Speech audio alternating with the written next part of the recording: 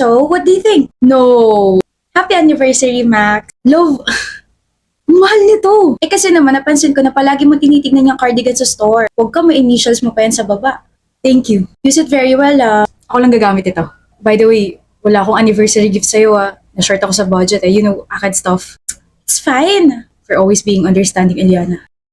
Eliana, ang ginagawa mo rito? Nilutoan kita ng lunch. Hindi ka na dapat nag-abala. Bakit naman palagi ko namang ginagawa to? Max! Lexi, saan tayo kakain ng lunch? Sorry, may kausap ka pala. Sige, mamaya na lang. Kakain kami ng lunch sa labas tapos marami kami, babe. Wala naman ako sinasabi. Saan ka pupunta? Babalik na sa room. Paano yung niluto mong food? Ako na lang kakain. Have fun with your friends. Bakit napapangiti ka? Ha? Wala lang. Mga baliw lang itong mga blockmates ko eh. Siniship ba naman ako kay Lexi? Lexi? Yung babaeng nagtanong sa akin kung saan kami magla-lunch, naalala mo? So ano sinasabi mo ngayon siniship ka nila sa kanya? Wala, natatawa lang. Natatawa lang. Hindi mo sinasabi may girlfriend ka? Hindi, kailangan ba? Mga chismoso kasi yun. Tsaka huwag ka magalala, hindi ko naman jojowain si Lexi. Saan ka pupunta? Kailangan ko pa ba magstay dito tapos pakinggan lahat ng mga walang kwenta mo sagot? No, uuwi na ako. Baliw talaga itong mga blockmates ko. Dito na ako, love. Una ka na muna sa classroom nyo. First time mo yatang hindi ako yahatid sa classroom ko, ah. Bakit? Sabi kasi ni Lexi, hintayin ko raw siya. Hintayin? Nagpapasama kasi siya sa registrar. Hindi ba niya kaya sarili niya? Wala ba siya ibang friend? Eliana naman, huwag kang issue.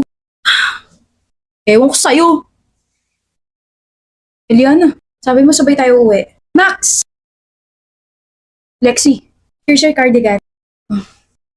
Thank you sa pagpapahiram, ha. Oh, you're welcome. Bye. Nilalamig kasi siya kanini. You offered your cardigan? Hindi ko in-offer, kinuha niya na lang bigla. At wala ka nagawa. You told me na ikaw lang makakagamit yan. Nakakahiya kasi. This is not just about the cardigan, Max. Aware ka na pinagseselosan ko siya. Eliana, wala ka naman dapat pagselosan. Marami! Yung attention na nakukuha mo sa kanya, kinakatuwa mo yan, and the way you act and speak towards her. Nakaka-bother na for weeks. Ay, ito na naman tayo. Kaibigan ko lang yun. Hindi ko nakasalanan kung praning ka.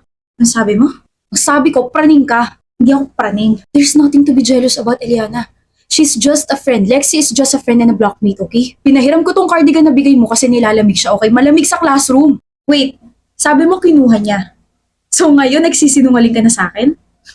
Whatever. The main point here is ginagawa mong big deal yung hindi naman dapat. Huwag ka namang gumaya sa mama mo na pinaghinalaan yung asawa niya pero ang totoo, wala naman talagang ginagawa masama yung papa mo. Don't even go there.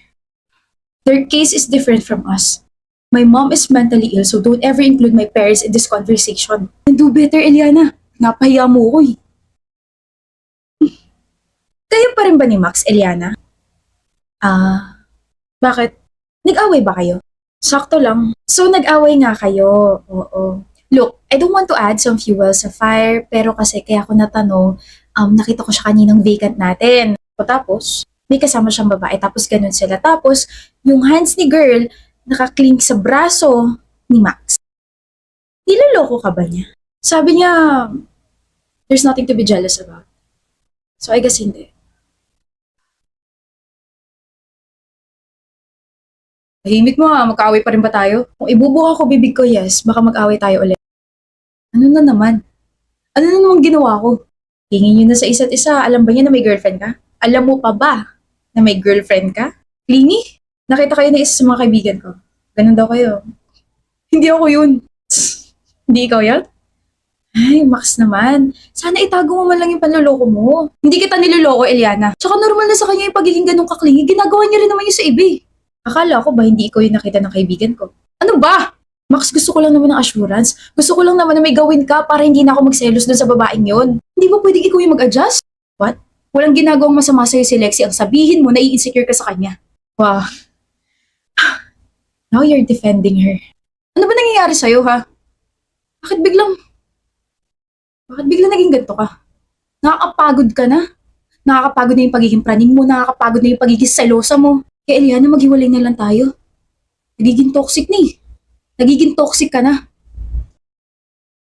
Simple lang naman yung hinihingi ko sa'yo, Max. Hindi mo pa magawa. Nakaka-disappoint. Ex mo, Eliana. Ex mo na kasama yung pinagselosan mo. Babe. Lexi, una ka na muna. Oh, huwag ka masyado magpakyut ha. Baka mamaya kunin ka niya ulit sa akin. Joke. Sige, dun muna ako ha. I remember you telling me that she's just a friend. A blockmate. She understands me, Eliana. Kaya ako hindi. She doesn't have any flaws. Tapos ako meron? Marami. Normal yung pamilya ni Lexi. I hope you're not in hell. Eliana. Normal naman kami ah. Sino siya para sabihin hindi normal yung pamilya ko? Anong karapatan niya para i-compare yung pamilya ko dun sa babaeng yun? Hindi naman, hindi naman kasalanan ni mama na she's mentally ill. Hindi niya yun kasalanan. Kaya anong karapatan ni Max na insultuhin si mama ng gano'n? Eliana. Max? Kanina pa kita hinihintay. Hinihintay mo ko? Anong ginagawa mo rito sa tapat ng classroom namin? I know, para akong baliw sa sasabihin ko pero take me back. What? I'm so sorry for everything, Eliana. Hindi dapat ako nakipaghiwalay sa'yo. Hindi ko dapat ginawa yun, hindi dapat kita sinaktan. Ha? Niloko ko ni Lexi. Niloko ka? Bakit ka niloko? Wait, niloko ka kaya ka babalik sa akin. I'm sorry.